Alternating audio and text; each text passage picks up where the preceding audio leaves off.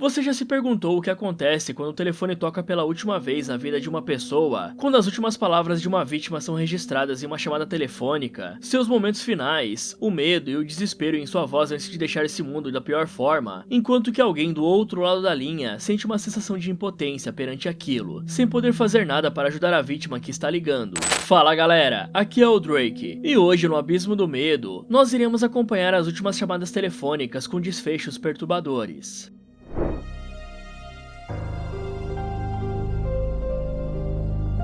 Em filmes de terror e suspense, é comum que em algum momento da trama, um dos personagens peça ajuda por telefone, por estar em uma situação desesperadora de vida ou morte, como estar sendo perseguido por um criminoso, psicopata ou algo maligno e sobrenatural. Então esse personagem liga para o serviço de emergência, geralmente para o número 911, onde podem te encaminhar para a polícia, bombeiros e socorristas lá nos Estados Unidos. Ou até mesmo esse personagem que está em perigo pode ligar para outro personagem que tem o poder de salvá-lo, e gerando assim aquele suspense onde os espectadores do filme ficam se perguntando se a ajuda chegará a tempo ou se o personagem será finalizado pela ameaça antes disso. Mas agora, analisando a mesma situação, só que do ponto de vista de um atendente do serviço de emergência, eles tentam ajudar a qualquer custo a pessoa que está em perigo do outro lado da linha. E às vezes, a pessoa simplesmente para de responder, e no fundo da chamada, é possível escutar gritos, alguém implorando por sua vida, e às vezes, um silêncio inexplicável toma conta da ligação, sugerindo que o pior aconteceu. Porém, como será que termina esse primeiro caso que iremos acompanhar a seguir? Será que a ajuda conseguiu chegar a tempo? Ou talvez os policiais tenham demorado demais e a vítima não aguentou? É isso que iremos descobrir. Na madrugada de um sábado, dia 2 de junho de 2022, uma jovem está dormindo dentro do seu pequeno apartamento, localizado em Gilbert, uma pequena vila que faz parte do estado do Arizona, nos Estados Unidos. No lado de fora do seu apartamento, o ambiente ao redor está tomado por um silêncio, que é típico da madrugada. É o momento ideal para dormir e descansar. Afinal de contas, é o fim de semana, e por isso todos estão recarregando as energias para começar tudo de novo na segunda-feira. E os carros que passam pela rua até fazem um ou outro barulho de vez em quando, mas não é o suficiente para acordar aqueles que já estão dormindo em um sono profundo, incluindo Rachel Ransom, uma jovem de 19 anos, que amava criar e cuidar de cavalos, e que estava noiva, vivendo a melhor época da sua vida. No entanto, nessa madrugada, aconteceu algo que simplesmente interrompeu aquele silêncio noturno,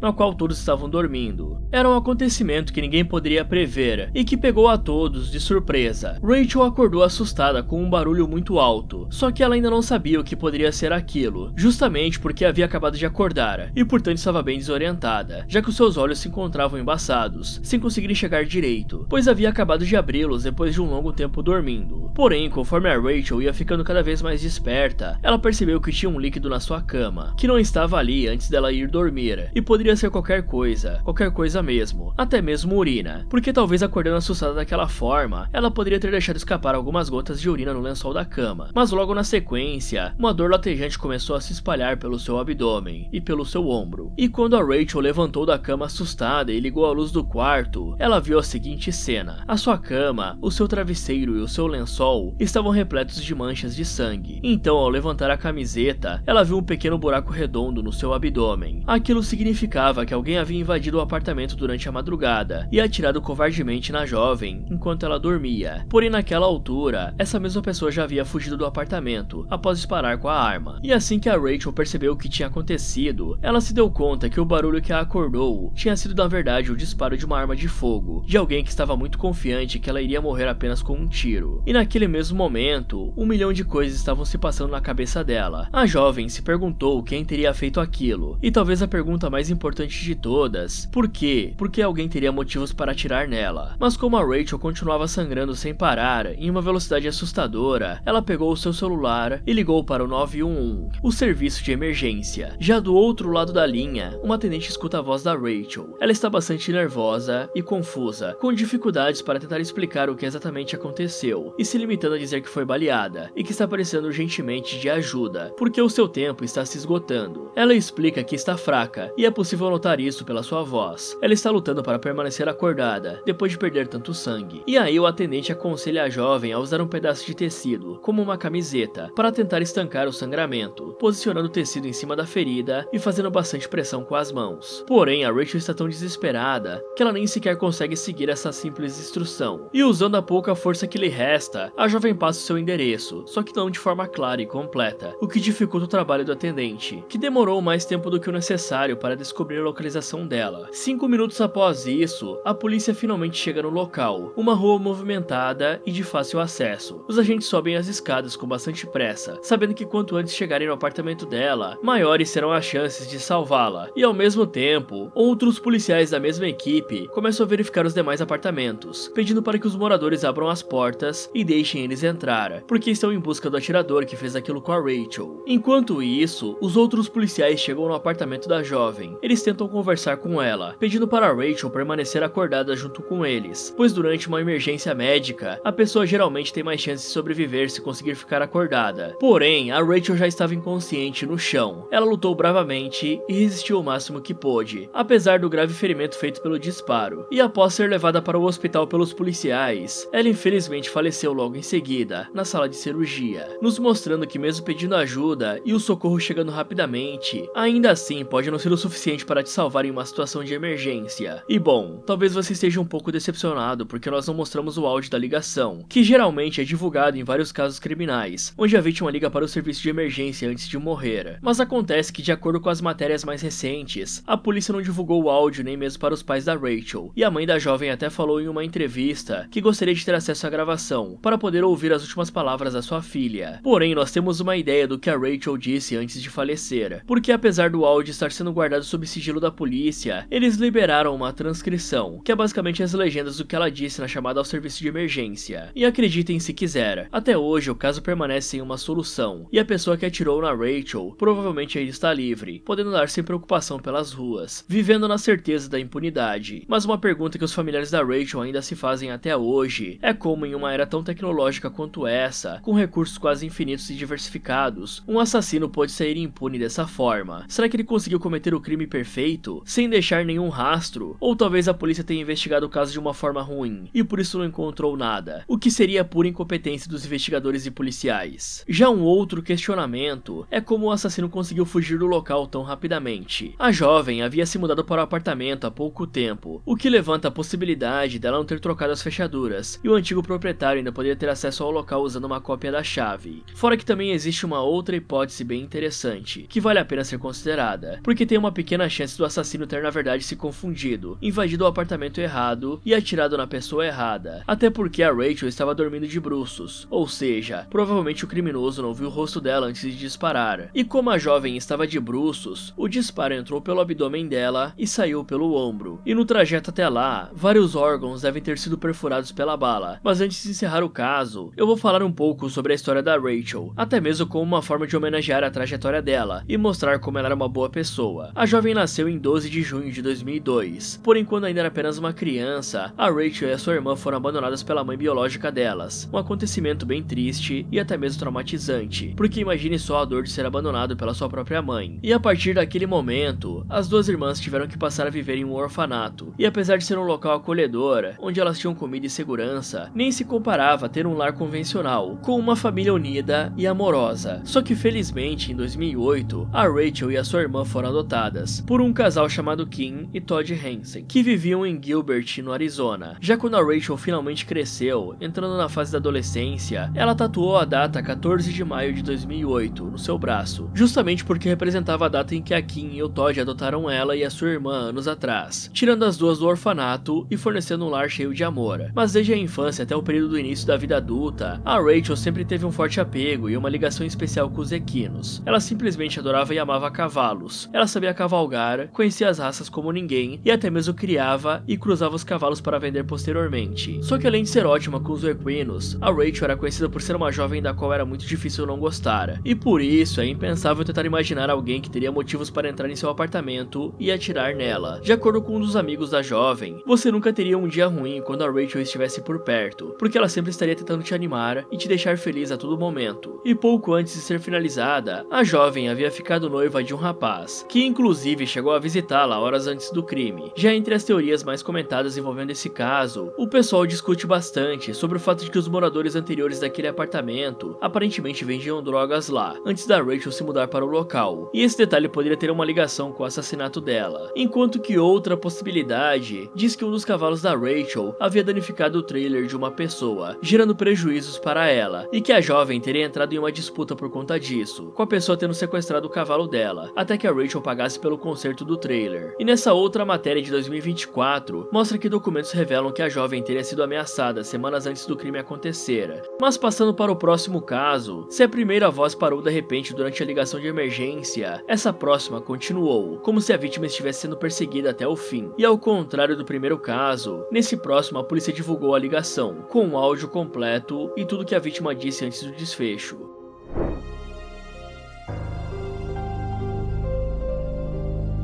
Agora, estamos em 1º de maio de 2010. Uma mulher chamada Shannon liga para o serviço de emergência, dizendo que tem alguém atrás dela, e ela repete essa mesma frase várias vezes, mesmo depois que a atendente já havia compreendido a situação, demonstrando assim um pouco de desorientação da sua própria parte, ou até mesmo uma confusão mental. Então a mulher explica que está dentro de uma casa, porém ela não tem a menor ideia de onde fica o endereço da residência, ou seja, ela provavelmente devia estar na casa de um desconhecido. Isso dificulta bastante o trabalho da atendente, que não poderia enviar ajuda se não soubesse o local em que a Shannon estava. Já ao fundo da ligação, podemos ouvir algumas vozes, que podem ser vozes vindo da televisão ou de pessoas que estavam na mesma casa que a mulher. Até que de repente, um homem se aproxima e começa a falar com a vítima, tentando forçá-la a fazer algo que ela não queria, resultando em uma discussão entre os dois. What are you gonna do?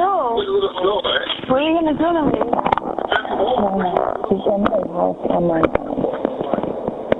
Why? Huh?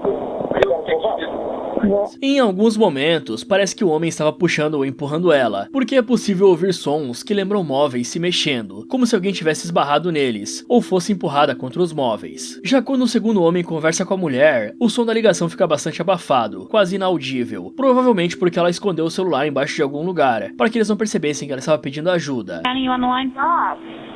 Please. Stop it, please. Please stop. Please, can you shut the door? No, time to go. Please. Please. Please. Enquanto que no próximo trecho, a Shannon pergunta se o segundo homem pretende finalizá-la, mas ele responde que não, e acusa ela de não estar bem da cabeça. Please? Why are you gonna...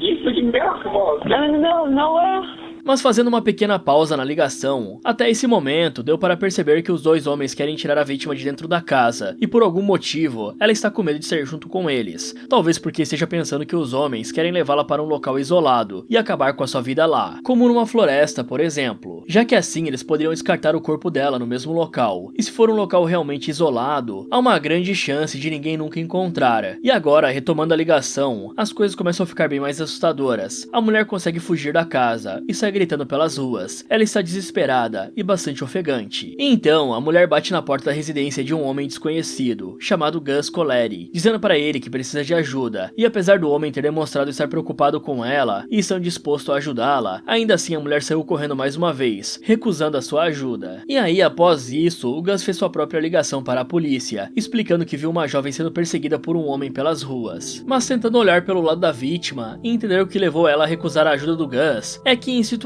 onde a pessoa está em pânico, ela não consegue pensar racionalmente, e por isso pode achar que todo mundo é uma ameaça, até mesmo aqueles que querem ajudar. E em situações como essa, a vítima sente uma enorme dificuldade de poder confiar nos desconhecidos. E um exemplo é como um animal selvagem que está machucado, mas que não deixa as pessoas se aproximarem para tentar ajudá-lo. Quando a gente fica nesse estado, muitas pessoas reagem apenas pelo instinto. Já alguns minutos depois disso, a vítima bateu na porta de uma outra residência, de uma mulher chamada Barbara Brennan, que não deixou ela entrar porque estava com medo de uma desconhecida entrando na sua casa. Porém, apesar disso, a Bárbara tentou ajudá-la chamando a polícia. Mas antes que a polícia chegasse para resolver a situação e tentasse entender o que estava acontecendo, a vítima acabou fugindo novamente. Só que dessa vez, ninguém nunca mais viu ela, e a Shannon permaneceu desaparecida. Então, nos próximos meses, enquanto a polícia tentava descobrir o paradeiro dela, eles sem querer encontraram vários corpos que haviam sido enterrados e escondidos. E isso era justamente na mesma região em que a Shannon desapareceu. E aquilo basicamente significava que eles eles poderiam estar lidando com um assassino em série. A região onde os corpos estavam ficava nas redondezas da praia de Gilgo, localizada em South Shore, no estado de Long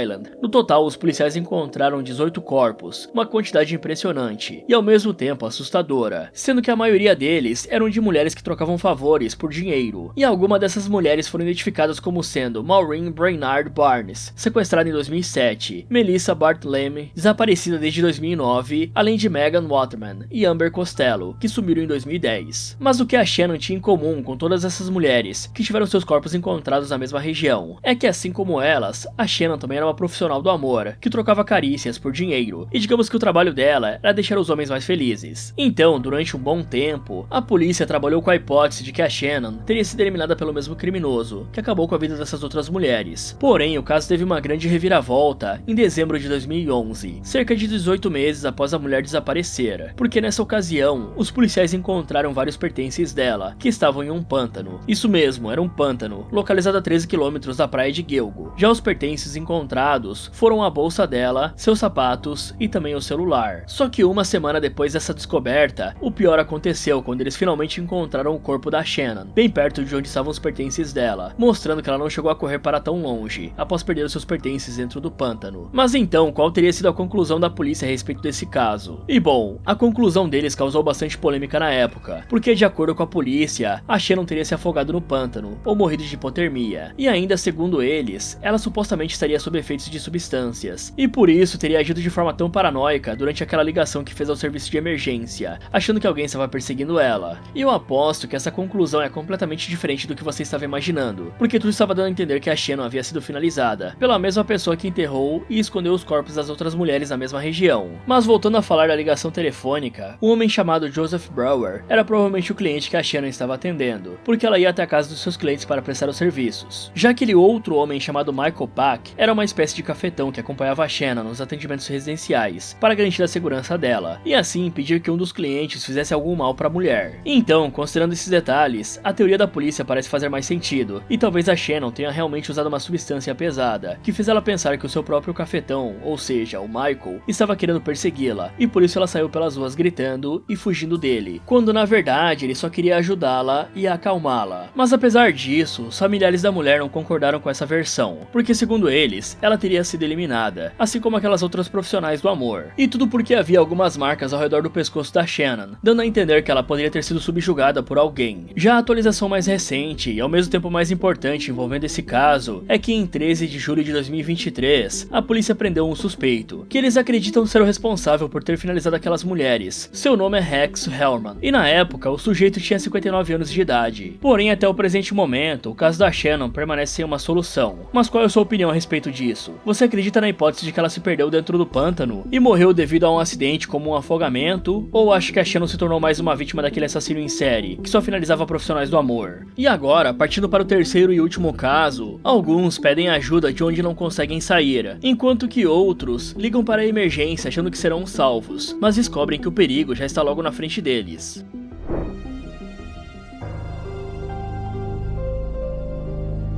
Um carro está parado no acostamento, faróis acesos, iluminando o absoluto nada. Enquanto isso, do outro lado da linha, uma voz ansiosa tenta explicar o que está acontecendo de errado. Ele diz que está com medo, que não quer sair de dentro do carro, e a única coisa que está interrompendo o silêncio da noite é a sua própria respiração acelerada, que demonstra nervosismo. Na madrugada de 11 de junho de 2022, um homem está dirigindo com o seu carro pelo condado de Clear Creek, no estado americano do Colorado, perto da cidade de Silver Plum. Dentro do carro está um geólogo amador de 22 anos. Ele está levando consigo 2 facas e 2 martelos. O primeiro martelo é aquele convencional que estamos acostumados a ver, feito de metal, enquanto que o segundo é feito de borracha. Porém, ele não está carregando esses itens para fazer mal a alguém, até porque martelos e facas podem ser considerados armas brancas, e portanto podem ser usados para tirar uma vida, além de oferecer um perigo dependendo da pessoa que está carregando, e das intenções dela, é claro. Só que o rapaz tem as melhores intenções. Ele pretende utilizar as facas e os martelos para praticar as suas atividades como geólogo amador, No entanto,